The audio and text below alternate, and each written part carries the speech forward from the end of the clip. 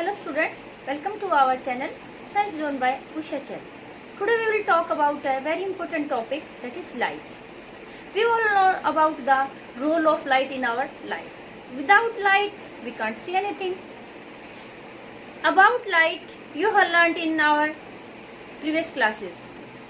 This topic comes in class 6, in also class 7th, class 8th and class 9th little about. Okay. We will explain this in our class 10th in this topic. Okay. Firstly, you will tell me, how will you able to see things in a room? Can you answer me? Yes. Right. बेटा हम room में कोई भी चीज जब देख पाते हैं या बाहर कोई भी चीज देख पाते हैं, किसके कारण से? लाइट के कारण से. When there is no light in the room, we are not able to see anything in the room. It means light is necessary for to see anything. Then question arises, there are the two type of objects, luminous object and non-luminous object. Luminous object, the object which produce their own light, यानी कि जिनका अपना प्रकाश होता है, जो अपनी light release करते हैं. एग्जाम्पल बता सकते हैं आप? Yes, right. Sun, stars, tubelight, bulb, this all are illuminous object. तो जब लाइट बेटा इल्यूमिनियस ऑब्जेक्ट से किसी ऑब्जेक्ट के ऊपर गिरती है तो हमें ऑब्जेक्ट दिखाई देता है. तो सिंपल बात है, ठीक है, अभी लाइट डली और हमें ऑब्जेक्ट दिखाई दे रहे हैं. अब बात आती है कि भी जैसे हम बल्ब दिखाई दे रहा है, हम कहेंगे कि भी बल्ब जो ल्यूमिनियस ऑब्जेक्ट है. सन दिखाई दे रहा है, हम कहेंगे सन ल्यूमिनियस ऑब्जेक्ट है, इसलिए हमें दिखाई दे रहा है. फिर हमें टेबल, ये दीवारें, अब ये हमारा पेन है, ये किस कारण से दिखाई दे रहे हैं? ये तो ल्यूमिनियस है ही नहीं, इनकी तो अपनी लाइट है ही नहीं. क्या होता है बेटे, जो ल्यूमिनियस ऑब्जेक्ट जब किसी ऑब्जेक्ट के ऊपर लाइट डालते हैं तो वो जो ऑब्जेक्ट है वो उस लाइट को रिफ्लेक्ट कर देता है, और वो रिफ्लेक्टेड आईज लाइट जो ऑब्जर्वर की आईज में आती है, तभी ऑब्जर्वर क्या होता है, उस ऑब्जेक्ट को देख पाता है. समझ में आई बात? तो इसलिए लाइट के सोर्स तो हो गए सभी. ल्यूमिनियस भी लाइट के सोर्स है, नॉन ल्यूमिनियस भी लाइट के सोर्स है. तो ल्यूमिनियस जो होते हैं उनकी सेल्फ लाइट होती है, और नॉन ल्यूमिनियस जो होते हैं वो क्या करते हैं, रिफ्लेक्टेड लाइट को ऑब्जर्वर की आईज तक भेजते हैं. अच्छा, एक और इम्पोर्टेंट क्वेश्चन आता है यहाँ पर बेटे. जैसे आपको पता है कि सन है, स्टार्स है, ये ल्यूमिनियस ऑब्जेक्ट, इनकी अपनी लाइट होती है. अब जो मून है उसकी अपनी लाइट है, नहीं है? नहीं, उसकी अपनी लाइट नहीं होती. फिर हम मून को कैसे देख पाते हैं? कि जो सन की लाइट होती है वो मून के ऊपर गिरती है, और मून जो होता है उसका कुछ पार्ट रिफ्लेक्ट कर देता है, और रिफ्लेक्टेड लाइट जो है ऑब्जर्वर की आईज के अंदर जब अर्थ के ऊपर आती है तो उससे कि ऑब्जर्वर जो होता है मून को देख पाता है. तो यहाँ से आपको दो बात क्लियर होगी बेटे, एक तो ल्यूमिनियस ऑब्जेक्ट और नॉन ल्यूमिनियस ऑब्जेक्ट, और दोनों को ही हम सोर्स ऑफ लाइट कहेंगे. अब यानी कि ल्यूमिनियस तो डायरेक्टली लाइट डालते हैं, तो इसलिए हम उसको देख पाते हैं ल्यूमिनियस ऑब्जेक्ट को. नॉन ल्यूमिनियस जो है, जो ल्यूमिनियस ऑब्जेक्ट की लाइट उसके ऊपर गिरती है, रिफ्लेक्टेड लाइट हमारी आईज तक पहुंचती है, फिर हम उसको देख पाते हैं. तो यहाँ से बात क्लियर हो गई. तो फिर बात आती है बेटे, आपने 8th क्लास में पढ़ा भी है, reflection. What is reflection? Reflection is the bouncing back of light. Bouncing back of light मतलब when light falls on any shiny surface, that light reflect back या go back in that medium in the same plane. This phenomena is known as reflection. जैसे बेटा छोटी classes में हम जब छोटे थे हम तो ऐसा करते थे, आपको पता नहीं आपने किया नहीं, ऐसा नहीं किया. एक दूसरे के ऊपर जैसे चमकीली प्लेट होती है तो उसको हम लाइट की तरफ ऐसे करते हैं, और दूसरे बच्चे के ऊपर ऐसे कोई भी दूसरा होता है उसके ऊपर उसका चमका मारते हैं. तो चमका क्या है? रिफ्लेक्शन ही तो होता है. क्लास में भी, छोटी क्लास में बच्चे होते हैं, क्या करते हैं, वॉच पहन के जाते हैं. तो वॉच जैसे अब विंडो के पास जो बैठता है तो विंडो से उसके ऊपर लाइट आ रही है, तो लाइट से क्या होगा कि जो आपकी वॉच है उसका जो ग्लास है उसके ऊपर लाइट गिरेगी, उससे रिफ्लेक्शन होगा और ऊपर छत के ऊपर उसका इमेज बन जाती है। और इस तरह से बच्चे एक दूसरे की जो वॉच की इमेज है उसको चेंज करते हैं, उसका पीछा करते हैं और आपस में वो गेम बन जाता है। तो ये हम अपने डेली लाइफ में बहुत सारे एग्जांपल देखते हैं रिफ्लेक्शन के। तो चलो हम रिफ्लेक्शन को एक बार डिटेल से कर लेते हैं। तो यानी कि रिफ्लेक्शन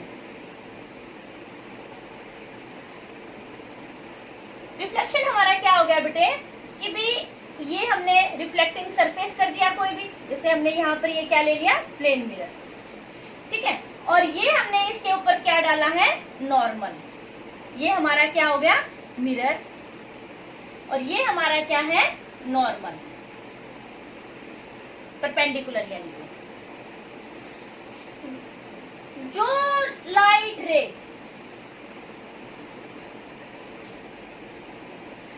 किसी लाइट सोर्स से बेटे जो हमारा सरफेस है, प्लेन सरफेस, उसके ऊपर आकर के स्ट्राइक कर रही है उस पॉइंट पर जहां हमारा नॉर्मल है, तो इस लाइट रे को हम क्या बोलेंगे, incident ray.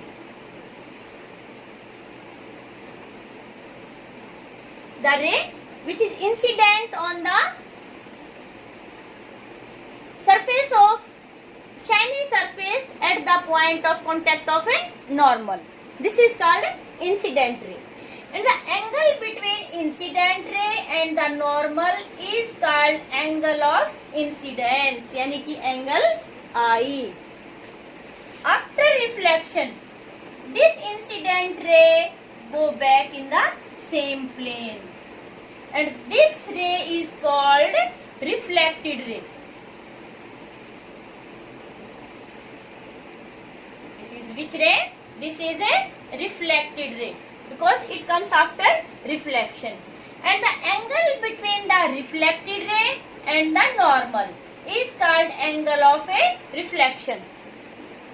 Some children confuse बेटे कि भाई ये कई बार बच्चे क्या करते हैं कि यहाँ एंगल बना देते हैं, यहाँ एंगल बना देते हैं। This is wrong. This is not the right. Always angle of incidence is the angle between the incident ray and the normal. And angle of reflection is always between the reflected ray and the normal. Okay, clear?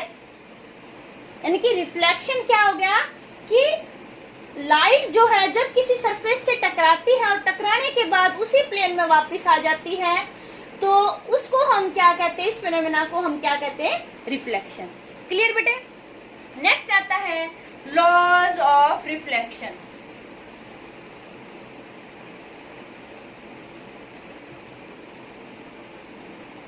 There are the two laws of reflection. अभी आपने पढ़ा बेटे कि incident ray normal के साथ कौन सा angle बनाती है, एंगल ऑफ इंसिडेंस, और रिफ्लेक्टेड रे कौन सा एंगल बनाती है, एंगल ऑफ ए रिफ्लेक्शन। तो this is the first law of reflection. The angle of incidence is always equal to angle of a reflection, यानी कि ये एंगल दोनों आपस में इक्वल होते हैं। That is angle i is equal to angle r. This is the first law of a reflection, यानी कि angle of incidence is always equal to angle of a reflection. Then second point, यानी कि second law of reflection is that incident ray, normal and reflected ray all lie in the same plane. कौन कौन बेटे, ये तीनों, incident ray, normal और reflected रे, ये तीनों सेम प्लेन में लाई करते हैं, सेम प्लेन में होते हैं। ओके, तो ये आपके दो लॉज हो गए, यानी कि first angle i is equal to angle r, and then incident ray, normal and reflected ray all three lies in the same plane. Next topic आता है बेटे आपका कि भाई type of mirror. Next point आपका आता है टाइप ऑफ मिरर। आपने पहले भी पढ़ा हुआ है क्लास 7th में मिरर के बारे में। ध्यान हो, थोड़ा सा माइंड को रिवाइंड करिए। उनकी type of mirror,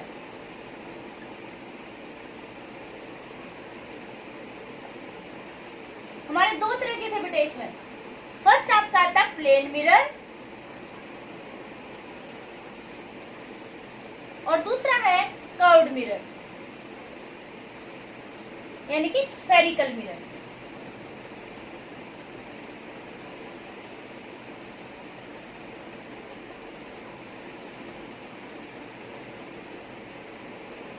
plane mirror, देखो बेटा, जो हम ये घर पर जो मिरर यूज करते हैं ड्रेसिंग टेबल के लिए, ये आपका कौन सा मिरर है? Plane mirror.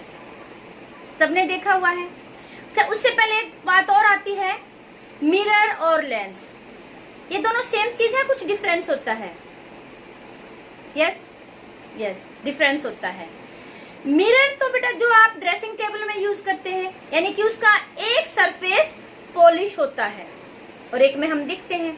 मान लो कहीं से पॉलिश हट जाती है तो क्या बन जाता है? कभी हटाकर देखा है? छोटा शीशा भी होता है, जैसे पापा कई बार शेविंग वगैरह के लिए यूज करते हैं, उसका फ्रेम टूट जाए तो आप देखना, कई बार निकाल के पीछे से खुरच के देखना, तो जो पीछे की पॉलिश है वो हट जाएगी, तो वहां से हमें अपनी इमेज दिखाई नहीं देगी, यानी कि वो क्या बन जाएगा? Glass.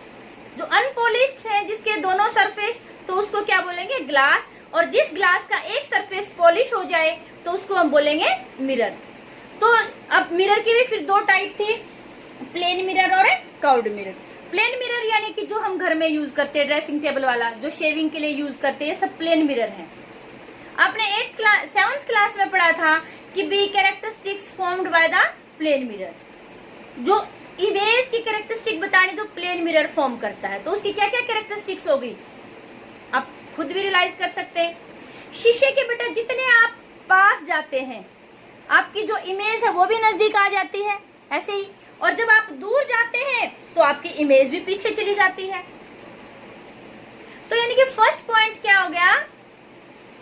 Distance of object from the mirror and distance of image from the mirror are always same, यानी कि आपकी मिरर से दूरी और आपकी इमेज की मिरर से दूरी हमेशा इक्वल होती है।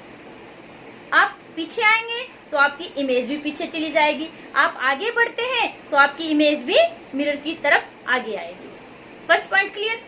सेकेंड पॉइंट आपका आता है size of object and size of image are always equal. आपकी जितनी हाइट है, जैसे आप मान लो 5 फीट के हैं, तो आप मिरर में भी 5 फीट के दिखाई देंगे। ये नहीं होगा कि हाँ आपकी हाइट 5 फीट है और उसमें 2 फीट की इमेज बनी है, या आपकी हाइट 2 फीट की है उसमें बहुत लंबी 5 फीट की इमेज बन गई। ऐसा नहीं होता है कि always the size of image is always equal to size of a object. ये 2 पॉइंट हो गए। एंड थर्ड पॉइंट आपका आता है बेटे, plane mirror always form virtual and erect image. हमेशा सीधी और वर्चुअल इमेज बनती है प्लेन मिरर से। एंड नेक्स्ट पॉइंट है बेटे जो इम्पोर्टेंट है आपका, स्पेशली इसके ऊपर शॉर्ट नोट में ही पूछ लेते हैं आपका एग्जाम में, lateral inversion. The image formed by plane mirror are always laterally inverted. अब ये बात क्या आ गई लेटरली इन्वर्टेड का मतलब? लेटरली इन्वर्जन होता है बेटे कि मिरर में जब हम देखते हैं तो हमारा दायां जो भाग है वो बाई तरफ, यानी कि लेफ्ट वाला पार्ट है वो राइट की तरफ दिखाई देता है, और राइट का जो पार्ट है वो लेफ्ट की तरफ दिखाई देता है।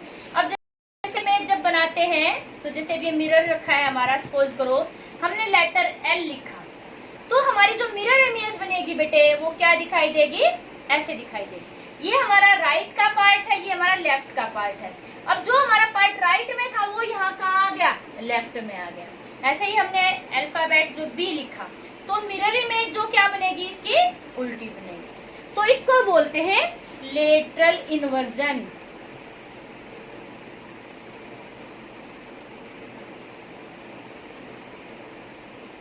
यानी कि लेटरल इन्वर्जन, जो हमारी इमेज होती है प्लेन मिरर में वो लेटरली इन्वर्टेड होती है। तो इस तरह से हमारी ये कैरेक्टरिस्टिक्स होगी प्लेन मिरर की। पहली क्या थी, साइज की थी, सॉरी पहली हमारी थी उसके डिस्टेंस की थी, वो सेम होता है। दूसरी हमारी थी साइज की, वो भी सेम होता है। तीसरी थी हमारी कि भी इमेज कैसी होती है, वर्चुअल और सीधी होती है। और चौथी कैरेक्टरिस्टिक्स थी इमेज हमारी लेटरली इन्वर्टेड होती है, यानी कि लेफ्ट वाला पार्ट राइट में दिखाई देता है मिरर में और राइट वाला पार्ट लेफ्ट में दिखाई देता है। नेक्स्ट फिर आता है बेटे आपका, अच्छा यहाँ पर एक बात आई थी अभी ये करते करते कि भी इमेज जो है वर्चुअल इमेज है। तो आपने वैसे तो पहले छोटी क्लासेस में पढ़ा हुआ इसके बारे में। पहले क्वेश्चन आता है कि इमेज क्या होती है। हो सकता है किसी बच्चे ने छोटी क्लास में ध्यान नहीं दिया और थोड़ा सा इसके बारे में कर लेते हैं कि इमेज क्या होती है। Yes, anyone answer me? Image, yes, image बेटा जो ऑब्जेक्ट होता है वहां से लार्ज नंबर ऑफ रेज निकलती हैं। वो रेज रिफ्लेक्शन के बाद जब किसी पॉइंट पर मिलती है आफ्टर रिफ्लेक्शन, तो जो वो पॉइंट होगा जहां पर, इसके लिए कंडीशन होती है कि दो रेज तो एटलीस्ट चाहिए ही चाहिए इंटरसेक्ट करने के लिए, क्योंकि एक चीज तो किसी को काटेगी नहीं, दो चीज मिलेंगी आपस में तभी तो कोई चीज कटेगी। वहां पर हम क्रॉस दिखा सकते हैं, दो या दो से ज्यादा भी हो सकती है वो रेज, लेकिन कब, कौन से हमारी, ये नहीं है कि एक तो हमने इंसिडेंट रे ले ली और एक हमने रिफ्लेक्टेड रे ले ली, दोनों ही कैसी होनी चाहिए, reflected ray. When two or more rays intersect each other after reflection at a point, that point is known as the image of that object. Light rays के बीच में कोई मान लो कोई ओपेक ऑब्जेक्ट आता है और उसमें से जो रेज आ रही है बेटे, रिफ्लेक्शन के बाद जब दो या दो से ज्यादा रेज किसी एक पॉइंट पर एक दूसरे को काटती, इंटरसेक्ट करती हैं, तो जो वो पॉइंट है इंटरसेक्शन का पॉइंट, वो क्या कहलाएगा, उस पॉइंट, उस ऑब्जेक्ट की इमेज कहलाएगा। जैसे थोड़ा सा यहाँ पर उसके बारे में एक बार बता देते हैं फिर आपको। जैसे ये हमारा अभी करेंगे इनके बारे में, ये हमारा कोई ऑब्जेक्ट है, ये रे आई, अब ये रिफ्लेक्शन होगा, यहाँ से टकराई है तो रिफ्लेक्शन के बाद ये रे यहाँ चली गई, ये हमारी इंसिडेंट रे है, ये हमारी रिफ्लेक्टेड रे है। दूसरी रे और आई, अब देखो बेटे यहाँ पर ये हमारी है इंसिडेंट रे, ये हमारी रिफ्लेक्टेड रे, यहाँ पर ये हमारी कौन सी रे है, इंसिडेंट रे। वैसे तो यहाँ पर क्रॉस किया, लेकिन एक हमारी रिफ्लेक्टेड है, एक इंसिडेंट से, तो ये हमारा इमेज नहीं होगा। फिर रिफ्लेक्शन के बाद फिर ये जिस पॉइंट पर, ये देखो ये भी हमारी रिफ्लेक्टेड रे है और ये भी हमारी रिफ्लेक्टेड रे है, ये इस पॉइंट पर मिली है, तो ये पॉइंट हमारा क्या होगा, इमेज है। ये इतनी बड़ी इमेज बनेगी इस ऑब्जेक्ट, यानी कि कैसी अब ये इमेज नीचे की तरफ बन रही है और एक्चुअल में हमें दिखाई दे रही है कि भी यहाँ पर ये जो है ऑब्जेक्ट एक दूसरे को, यानी कि ये रिफ्लेक्टेड रेज है, एक दूसरे को काट रही है, तो इसको स्क्रीन पर ऑब्टेन किया जा सकता है, तो इसको बोलते हैं रियल इमेज। रियल इमेज हमेशा इन्वर्टेड होती है। और फिर मान लो हमने कॉनकेव लेंस मिरर ले लिया,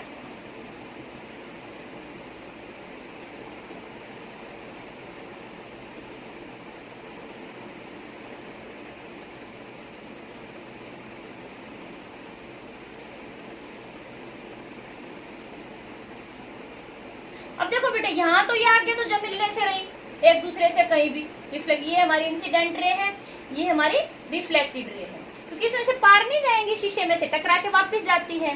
तो हम सोचते हैं कि इनको पीछे की तरफ बढ़ा दें तो ये हमारी वहां पर मिल जाएंगी रेज, कि हम इन रेज को पीछे की तरफ बढ़ाएंगे तो ये रेज हमारी वहां मिल जाएंगी, तो वो पॉइंट हमारा क्या कहलाएगा, इमेज कहलाएगा इस पॉइंट, इस ऑब्जेक्ट की। तो यहाँ तो एक्चुअल में नहीं मिल रही, हमने सपोज किया है, हमने सोचा है कि शायद पीछे बढ़ाने से वहां पर मिल गई हो, तो इस इमेज को बोलते हैं वर्चुअल इमेज। यहाँ तो ऐसे दिखा रखा है, बाकी ये उधर किसी में हमारी ऊपर की तरफ भी आ सकती है, तो यहाँ पर ये इमेज बनेगी, मान लो ये बन गई, सपोज करो ऐसे, तो ये हमारी सीधी इमेज है, खड़ी हुई इमेज है बिल्कुल ऊपर की तरफ, तो ये कौन सी इमेज है, वर्चुअल इमेज है। तो यानी कि इमेज हमारी कितनी तरह की होगी, पहले तो बात, इमेज बनने के लिए दो या दो से ज्यादा हमारी कितनी चाहिए, क्या चाहिए, रिफ्लेक्टेड रेज इंटरसेक्ट करनी चाहिए। फिर आता है टाइप ऑफ इमेज। इमेज हमारी 2 टाइप की होगी, रियल इमेज और वर्चुअल इमेज। रियल इमेज जो यानी कि एक्चुअल में जब ये जो रिफ्लेक्टेड रेज इंटरसेक्ट करती है तो उसको बोलते हैं रियल इमेज। और when we suppose two rays will meet after extension, that image is known as a virtual image. Real image can be obtained on the screen and virtual image cannot be obtained on the screen. Real image is always inverted image and virtual image is always erect image. Clear बेटे आपको? वैसे ये सिर्फ knowledge के लिए था, previous classes में आता है, छोटी क्लासेस में आता है आपका, यहाँ पर ये आपके लेवल में नहीं था। फिर भी मान लो किसी कॉम्पिटिटिव एग्जाम्स में पूछा भी जा सकता है रियल इमेज और वर्चुअल इमेज के बारे में। नेक्स्ट आता है बेटे आपका कि भाई हम टाइप ऑफ मिरर कर रहे थे, तो टाइप ऑफ मिरर जो थे बेटे आपके, एक तो था प्लेन मिरर, प्लेन मिरर की हमने कैरेक्टरिस्टिक्स भी कर ली थी। फिर आपका आता है स्फेरिकल मिरर। स्फेरिकल मिरर भी फिर हमारे थे 2 तरह के, कॉनकेव मिरर और कॉन्वेक्स मिरर। कॉनकेव मिरर हमारा क्या होता है, कौन सा? देखो बेटे, इसके डेफिनेशन में इसका हिंट छुपा हुआ है। कॉनकेव, केव मतलब गुफा बन गई, जैसे अब हमारा ये है, ये हमने गुफा बना दी, यहाँ पर